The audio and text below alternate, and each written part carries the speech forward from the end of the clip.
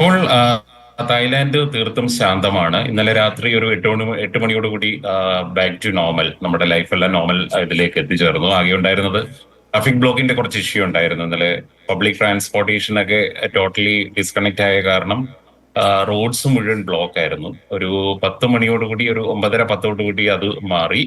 പിന്നീട് real normal ലൈഫിലേക്ക് തായ്ലാന്റും Bangkok സിറ്റിയും തീർച്ചയായും പൂർണ്ണമായും തിരിച്ചെത്തിയിരിക്കുകയാണ്. ഇന്ന് രാവിലെ തൊട്ട് എല്ലാവരും ഓഫീസിലേക്ക് പോകേണ്ടി ഒരു ഓഫീസിലേക്ക് പോകുന്നു. ബാക്കിയുള്ള ആക്ടിവിറ്റീസ് സ്റ്റാർട്ട് ചെയ്തു. നമുക്കറിയാം, തായ്ലൻഡ് എന്ന് പറയുന്ന ഒരു ടൂറിസം ഡെസ്റ്റിനേഷൻ ആണല്ലോ.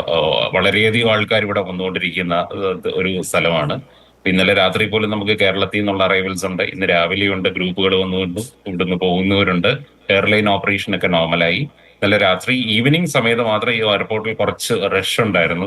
പലർക്കും ഓൺ ടൈമിൽ എത്താൻ സാധിച്ചില്ല, ട്രാഫിക് ബ്ലോക്ക് കാരണം. പിന്നെ ചിലർ വന്നവർക്ക് മുന്നോട്ട് പോകാൻ ടാക്സി അവൈലബിൾ അല്ലായിരുന്നു. അങ്ങനെയുള്ള കുറച്ച് ഇഷ്യൂസ് ഉണ്ടായിരുന്നു. പക്ഷെ അതൊരു 8 മണി 9 മണിയോടുകൂടി അത് ക്ലിയർ ആയി.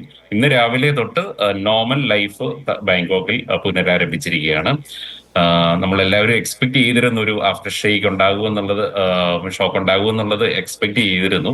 അത് ഗവൺമെന്റ് ഇപ്പം തായ് മെട്രോളജിക്കൽ ഡിപ്പാർട്ട്മെന്റ് പറഞ്ഞത് വന്നിരുന്നു, ഒരു 34 ആഫ്റ്റർ ഷോക്സ് ഉണ്ടായിരുന്നു. പക്ഷെ അത് തീവ്രത ഇല്ല, കുറഞ്ഞതിനാൽ നമുക്കത് ഫീൽ ചെയ്തില്ല. അവരുടെ റിപ്പോർട്ട് അനുസരിച്ച് ഒരു 34 ആഫ്റ്റർ ഇത് വന്നിരുന്നു. പക്ഷേ ആസ് ഓഫ് ശരി നൗ എവറിഥിങ് ഈസ് നോർമൽ. ശരി ശരി അജോയ്, പ്രതികരിച്ചതിന് വളരെയധികം നന്ദി. സേഫായിരിക്കുന്നതിൽ നമ്മൾക്കും സന്തോഷം. എന്തായാലും ബാങ്കോക്കിൽ നിന്നാണ് അജോയ് പ്രതികരിച്ചത്.